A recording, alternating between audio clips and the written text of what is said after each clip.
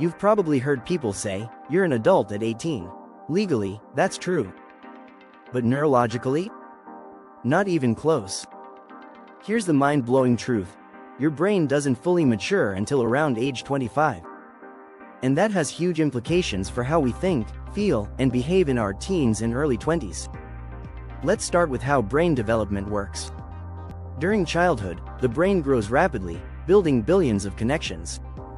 But in adolescence, the brain starts a process called synaptic pruning, essentially trimming away weaker connections to strengthen the more frequently used ones. It's the brain's way of becoming more efficient. At the same time, another important process is happening: myelination. This is where the brain adds a fatty coating called myelin around neurons to help signals travel faster. Think of it like upgrading your brain's internet speed. Now, not all parts of the brain develop at the same time. The emotional centers, like the amygdala, mature earlier.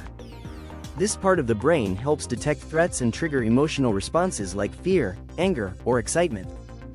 But the last part of the brain to fully develop is the prefrontal cortex, the area responsible for decision-making, planning, impulse control, and understanding consequences. This part matures well into a person's mid-20s. In fact, a major study published in Nature Neuroscience in 2006 showed that the white matter in the prefrontal cortex continues to increase until around age 25, improving connectivity and cognitive control. So what does that mean in real life?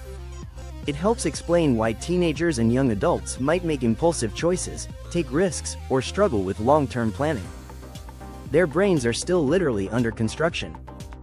But this isn't just about bad decisions, it also means the brain is highly adaptable. During adolescence and early adulthood, people are more responsive to feedback, more open to change, and more capable of learning new habits than at almost any other time in life. That's why this period is such a powerful window for education, therapy, and personal growth. The legal system has started to catch up with this science, too. In several landmark cases, the U.S. Supreme Court ruled that because young people's brains are still developing, they should not be held to the same standard of responsibility as fully mature adults, especially in cases involving severe punishment. And in healthcare, especially mental health, professionals are increasingly focusing on this age group, sometimes called emerging adulthood, as a distinct developmental stage, with its own challenges and needs. Mental illnesses like depression, anxiety, and schizophrenia often emerge during this period, possibly because of the massive neurological changes taking place. But it's also a period of opportunity, where early support can have lifelong effects. So if you're in your late teens or early 20s and feel like you're still figuring things out, that's not a flaw, it's biology. Your brain is doing complex renovations, wiring itself for adulthood, independence, and higher-level thinking. The takeaway? Being grown up isn't about your age, it's about your brain. And it turns out, that final leap into full neurological adulthood takes longer than we used to think. So whether you're 18, 21, or even 24, give yourself some grace. You're still growing, just in ways you can't always see.